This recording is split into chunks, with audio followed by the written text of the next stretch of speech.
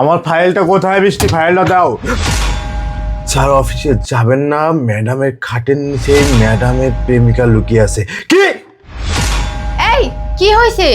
না আসলে ওই যে এখানে না একটা তেলাপোকা দেখছি, তেলাপোকা দেখে না আমি একটু ভয় পেয়েছি, তো এই জন্য আর কি একটু চিল্লা উঠলাম। আচ্ছা আমার এটা একটু দাও তো, অফিসের ব্যাগটা দাও তো আমাকে একটু। আচ্ছা ঠিক আছে, দিচ্ছি। এই শিখি নাম, শিখি নাম। এর মানে কি? এই ম্যাডাম, এই এর মানে কি? হ্যাঁ স্যার, আপনি এই কাগজে যা লেখা দেখেছেন তা একদম সত্যি দেখেছেন। ম্যাডামের ঘাড়ের নিচে ম্যাডামের প্রেমিক লুকিয়ে আছে স্যার। আপনি তো আমার কথা বিশ্বাস করবেন না। আপনি আমাকে একটা চর মারছেন, আমার কোনো সমস্যা নেই। আপনি যদি আমাকে আরো 10টা চর মারেন তাও স্যার এই কাগজে আপনি যা লেখা দেখেছেন তা একদম সত্যি দেখেছেন। তুই যে এই জিনিসটা আমাকে দেখাইলি যে স্যার অফিসে যাবেন না, ম্যাডামের খাটের নিচে ম্যাডামের প্রেমিক লুকিয়ে আছে, তোর কাছে কি প্রমাণ আছে তুই আমাকে দেখা। কি প্রমাণ আছে স্যার? আপনি শুনতে চান? শুনেন তাহলে। এই উঠো, হ্যাঁ উঠো, ফ্রেশ হও, অফিসে যাবো না?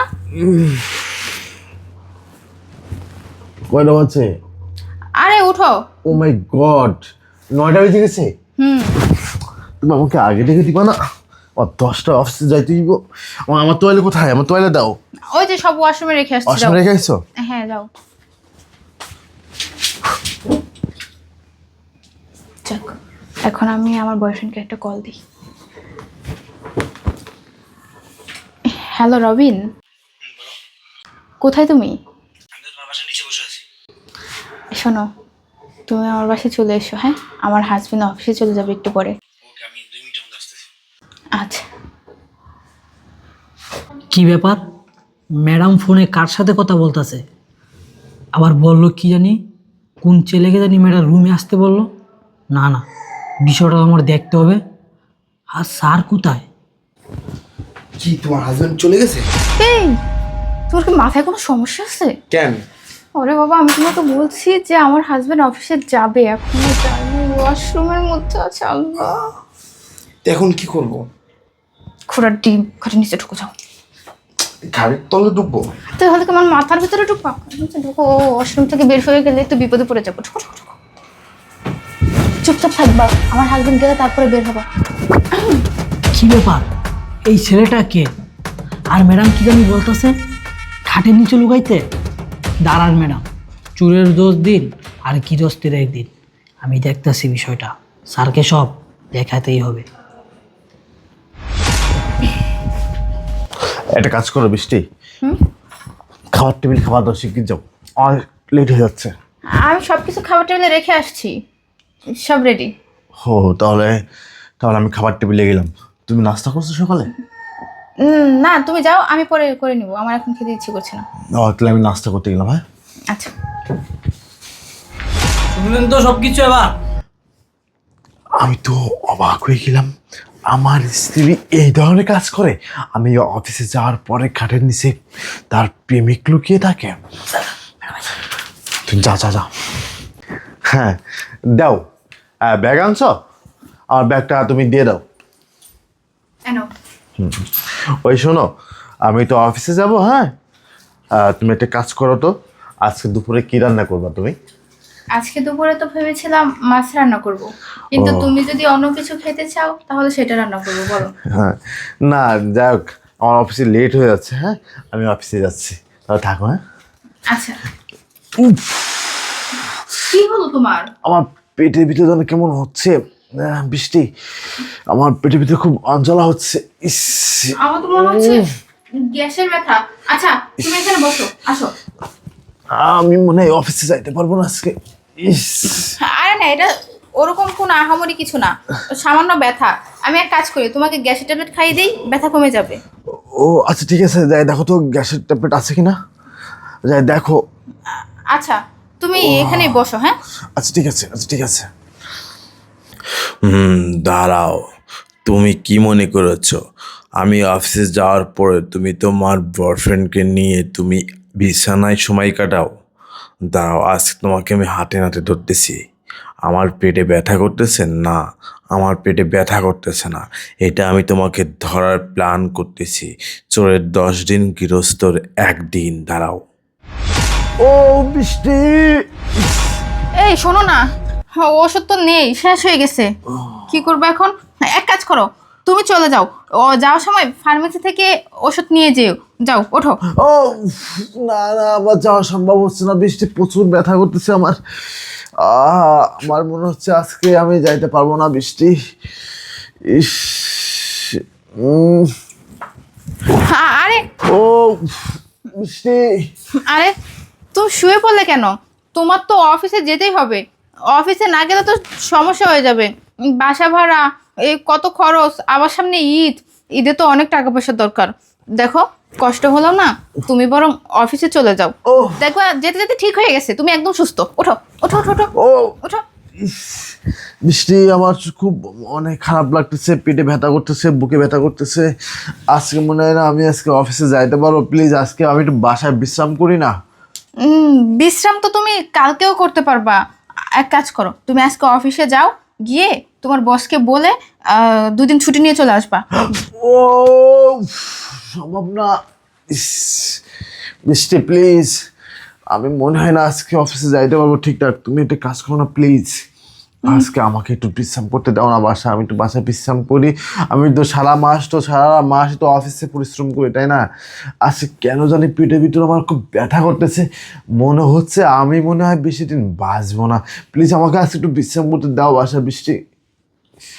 দেখো, আমি কি তোমার খারাপ চাইবো বলো? আমিও তো চাই তুমি বাসায় থাকো, রেস্ট করো, অফিসে না যাও। কিন্তু এখন তো আমাদের সমস্যা, সেটাও তো তোমার বুঝতে হবে। তোমার তো অফিসে যেতেই হবে। তুমি বরং যাও অফিসে, গিয়ে কথা বলে 1-2 ঘন্টা পর তুমি আবার চলে এসো। ছুটি। আচ্ছা ঠিক আছে, আমি বুঝতে পেরেছি। আচ্ছা আমার অফিসের ব্যাগটা দাও তো। হ্যাঁ দিচ্ছি দিচ্ছি, দাঁড়াও। নাও নাও, যাও। আচ্ছা আমি তোমাকে একটু গেট পর্যন্ত এগিয়ে দিয়ে আসি, হ্যাঁ চলো। ওহ, এই গাধা, বের হও। বেরোচ্ছি বেরোচ্ছি। বসো এখানে। তোমার জামাই বলে চলে যাবে? আরে বাবা, আমার জামাই তো চলেই যাচ্ছিল, হুট করে অসুস্থ হয়ে গেছে। কি করব এখন? এখন কোথায়? এখন দেখো না, এতক্ষণ বুঝিয়ে বাঝিয়ে পাঠাইছি, অফিস থেকে তো চলে আসবে। এই তুমি যাও যাও। না না, আমি চলে যেতে পারবো না। আজকে এমনি অনেক কষ্ট করছি, তোমার বাসায় আইসা খাটের তলে ঢোকা হয়েছে। তাহলে এখন কি করব? হ্যাঁ এখন রোমান্স করবো? আরে বলত, তোমার মাথায় কি কোনো ঘিলু নাই? হ্যাঁ কিসব বলে যাচ্ছ? এমনিতে আমি টেনশনে আমার হাত পা ঠান্ডা হয়ে যাচ্ছে। শোনো, আমার হাজবেন্ড শিওর চলে আসবে আজকে, এটা আমি 100% শিওর। কারণ ও যেহেতু অসুস্থ শরীর নিয়ে গেছে, ও সর্বোচ্চ 1 ঘন্টা পরে ও চলে আসবে। ও যদি চলে এসে তোমাকে দেখে তখন। এই তুমি যাও, হ্যাঁ যাও। না এখন যাওয়া যাবে না। কেন? অনেক কষ্ট করছি। তুমি কি এটাই বলতেছো আমি কি এখন চলে যাব? তো কি, তুমি কি এখন বসে বসে আমার চেহারা দেখবা? আমি কি চলে যাওয়ার জন্য আসছি? আমি তো তোমার সাথে রোমান্স করতে আসছি। আরে বাবা, তুমি মানে তোমার ভিতরে না কোনো জ্ঞান বুদ্ধি কিছু নেই। তুমি বুঝতেছো না যে কোন পরিস্থিতিতে আছি আমি? হ্যাঁ, আমার হাজবেন্ড চলে আসলে না রোমান্স তোমার। এখন না আমার মাথা গরম করো না। আরে হয়েছে হয়েছে, এখন বসে থাকো, বসে বসে আমার সাথে বকর বকর করো, আমার চেহারা দেখো। হ্যাঁ তুমি তো এটাই চেয়েছিলে তুমি। হ্যাঁ, আমি ফেসে যাই। এখন কি হবে যদি হাতে নাতে ধরতে পারে? রে আল্লাহ। এই এই বসে আছো কেন? হ্যাঁ আমার খাটের তলে ঢুকতে বলতেছো? আরে গাধা, তো কি করবা? হ্যাঁ তোমাকে কি এখন আমি মাথার উপর নিয়ে দরজা খুলবো যেন আমার হাজবেন্ড সরাসরি দেখতে পারে? তা এখন কি করব বলো? তোমার হাজবেন্ড দিয়ে যাবে আর চলে আসবে, এটা কি আমি জানি? আর আই চুপ চুপ করে থাকো, আমার হাজবেন্ড বাইরে দাঁড়িয়ে আছে, একদম চিল্লাচিল্লি করবে না। যদিও আমার হাজবেন্ডের কানে কিছু যায় না। এই ঠুকো। আরে ভাই চুপো না। এই একদম চুপ করে থাকবা। একটা সাউন্ড যদি বাহিরে আসে না, সেদিন তোমার একদিন কি আমার একদিন। ভালোবাসা একদম। এ আসছি, দাঁড়াও। এবারের মতো বাঁচিয়ে দিন।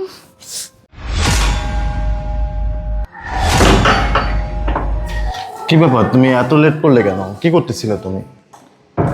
আসলে আমি পুরো রুমটা গুছগাছ করতেছিলাম তো, এই জন্য আর কি। তোমার পেটে ব্যথা কমছে? হ্যাঁ কমছে। আচ্ছা ঠিক আছে আসো। বৃষ্টি, আচ্ছা। তোমার অফিসের থেকে ছুটি দিয়ে দিছে না? হ্যাঁ আমি অফিস থেকে ছুটি নিয়ে আসলাম, একটু অসুস্থ তো তাই আর কি। কিন্তু তোমাকে এত নার্ভাস মনে হচ্ছে কেন? না কই না তো, আসলে ওই বাসাটা একটু, রুমটা একটু গাছ করতেছিলাম তো এই জন্য, আর ফ্যানটা বন্ধ ছিল তাই একটু ঘেমে গেছি এই আর কি। ও আচ্ছা ঠিক আছে। আজকে অনেক কষ্ট করছো তাই না? আজকে অনেক ক্লান্ত তুমি, আজকে অনেক কষ্ট করেছো, অনেক পরিশ্রম করেছো বাসায় তুমি, আজকে অনেক ক্লান্ত আছে তো, তোমার অনেক বিশ্রাম নিতে হবে তাই না? তাহলে তুমি একটা কাজ করো, তুমি বিশ্রাম করো আর আমি কিচেনে যাই তোমার জন্য একটু শরবত বানিয়ে এনে দিই। তুমি শরবত খেলে না তোমাকে ভালো লাগবে এবং তোমার মাথাটাও না চিনচিন করবে না, ক্লান্ত বোধটা থাকবে না। আমি সুন্দর করে তোমার জন্য একটা শরবত বানিয়ে দিই, ঠিক আছে? ঠিক আছে। আচ্ছা ঠিক আছে। তুই কি মনে করছস? হ্যাঁ এই বেয়াদব, তোর কি মনে হয় আমি কোনো কিছু জানি না? আমি সব কিছু জানি, আমি সব কিছু দেখেছি। এই তোর কত বড় সাহস, তুই আমার স্ত্রী হয়ে তুই বাইরের থেকে ছিলে তুই বাসায় সময় কাটাইছ? আচ্ছা ঠিক আছে, আমি তোকে বের করে দেখাচ্ছি। এই বেরো বেরো বেরো, হট। এই না, এক পাও সামনের দিকে যাবি না। হ্যাঁ কি এইগুলা? বলো বলো, এটা কি তোমার কাজিন? ও আমার মনে হয় বাসায় মনে হয় অসম্প্রসার করার জন্য আইছিল তাই না? তেমন একটা ভুলবশতে খাটের নিচে চলে গিয়েছে। বলো, আর লক্ষ্মী শোনা বলো না কেন? এটা তো তোমার কাজিন লাগে। না না, এটা কাজিন হলে তো হবে না। এটা কি লাগে তোমার? আমি চিনি না। কে তুই চিনোস না? তুই কি এদেরকে চিনিস না? তুই তো চিনিস, তুই না চিনতিস তাহলে তোর খাটের নিচেই এমন একটা ছেলে থাকতো না। তোর কি মনে হয় আমি কোনো কিছু জানি না? আমি সব কিছু জানি এবং আজকে আমি তোকে হাতে নাতে ধরবো বলে পুরো প্ল্যান করেছি। আমি তোকে বলেছি না যে আমার পেটে ব্যথা, কিন্তু না, আমার পেটে কখনো ব্যথা করে নাই, কারণ আমি এটা প্ল্যান করেছি, এটা আমি অভিনয় করেছি শুধুমাত্র তোকে ধরবার জন্য। আমি তো কখনো আশা করি নাই, আমি তো কখনো আশা করি নাই যে আমার স্ত্রী এই ধরনের কাজ করতে পারে। আমি তো কখনো সন্দেহ করি নাই, আমি তো অন্য ছেলেদের মতো তোর ফোন কখনো চেক দিই নাই, আমি তো অন্য ছেলেদের মতো কখনো তোর কল রেকর্ডটাও আমি চেক দিই নাই। আমি যদি আজকে তোর কল রেকর্ড বা তোর ফোন চেক দিতাম তাহলে তো আজকে তুই হাতে নাতে ধরা ক্ষেত্রে সেটা আগেই। আর আজকে আমি সেটা নিজের চোখে নিজের কানে সব কিছু দেখেছি, সব কিছু শুনেছি। আমি না এখন আমার খুব কষ্ট হচ্ছে যে আমি কার সাথে এত বছর আমি ঘর সংসার করলাম, কার সাথে আমি এত বছর এক ছাদের নিচেই বসবাস করলাম। আমার ঘৃণা হচ্ছে যে আসলে এই তুমি আমার স্ত্রী, তুমি আমার স্ত্রী, তোমার সাথে আমি থাকছি এখানে। তোর কি একটা বার কি বিবেকে বাধা দিল না যে আমার ঘরে আমার স্বামী রয়েছে, আমার স্বামী থাকার পরেও আমি কিভাবে পারি বাইরের থেকে একটা পরপুরুষী আমার বাসায় আমার বিছানায় সময় কাটাইতে? আমার না ঘৃণা হচ্ছে। আমাকে না আমার বাসার কাজের ছেলে অনেকবার বলেছে, স্যার আপনি যখন অফিসে চলে যান তখন ম্যাডাম বাইরের থেকে একটা ছেলে আনে প্রতিদিন, কিন্তু আমি তার কথা কখনো বিশ্বাস করি নাই, যদি তার কথা যদি আমি বিশ্বাস করতাম না তাহলে তুই এর আগেই না আমার হাতে না বন্দি হয়ে যাইতিস। কিন্তু না, আমি তোকে বিশ্বাস করি বলে আমি আমার কাজের ছেলের কথা বিশ্বাস করি নাই, কারণ তোর প্রতি আমার বিশ্বাস ছিল অগাধ। আজকে আমি ভাবলাম কাজের ছেলে যে তুই এতই বলে, তাহলে আজকে আমি একটু দেখি, আমি আজকে একটু পরীক্ষা করি। কিন্তু পরীক্ষা করেই দেখলাম আসলে তুই সত্যি সত্যি বাইরে থেকে একটা ছেলে এনে বেরো আমার সামনে থেকে। আমি তোর মুখ আর দেখতে চাই না, আমি তোর মুখ আর দেখতে চাই না। যে স্ত্রী ঘরের স্বামী থাকার পরেও না বাইরের থেকে ছেলে এনে সময় করায়, সেই স্ত্রীকে নিয়ে না কখনো সংসার করা যায় না, কখনো না জীবন পাড়ি দেওয়া যায় না। তোর মতো মিস্টেক না সংসার করা যায় না। বেরো আমার সামনে থেকে প্লিজ, তোর মুখখানা আমি দেখতে চাচ্ছি না, বেরো। দেখো আমার ভুল হয়ে গেছে, আমাকে এবারের মতো মাফ করে দাও। আমি আর এরকম ভুল কখনোই করব না, প্লিজ মাফ করে দাও। আমার স্যার তোর সাথে কথা বলতেই না আমার না এখন ঘৃণা হচ্ছে, কেন জানিস?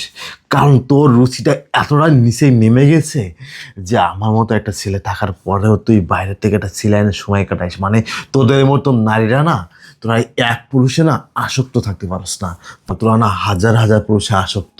তোদের মতো নারীরা না এই পুরো সমাজটাকে ধ্বংস করে, পুরো একটা পরিবারকে ধ্বংস করে।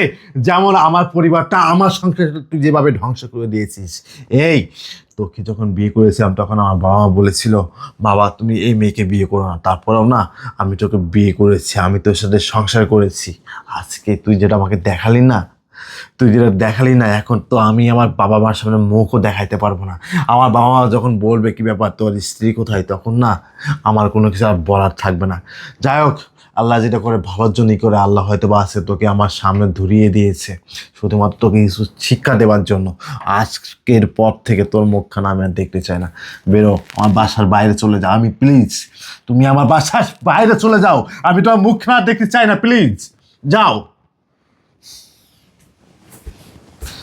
আল্লাহ, আল্লাহ তুমি এটা কেন দিলে? আল্লাহ তুমি আমাকে এই পরীক্ষাতে কেন ফেললে? আল্লাহ কি এমন অপরাধ করেছিলাম আমি, কি এমন অন্যায় করেছিলাম আল্লাহ আমি, যে তুমি আমাকে এত বড় সাজা তুমি দিলা? আল্লাহ, আল্লাহ এইসব নারীদেরকে আল্লাহ তুমি উচিত শিক্ষা দিও। আল্লাহ তুমি উচিত শিক্ষা দিও, কারণ আমার সুন্দর একটা জীবন, আমার সুন্দর একটা সংসার নষ্ট করে দিই। আসলে পুরুষ না, পুরুষ ভালোবাসা প্রকাশ করতে পারে না। আসলে পুরুষরা কখনো না নারীদের নারীদের কষ্টটা দেখাইতে পারে না। যদি প্রতিটা পুরুষ যদি নারীদেরকে কষ্টটা দেখাইতে পারতো, ভালোবাসাটা যদি প্রকাশ করতে পারতো, তাহলে এই নারীরা না কখনো না অন্য কোনো পুরুষের হাত ধরতে পারতো না।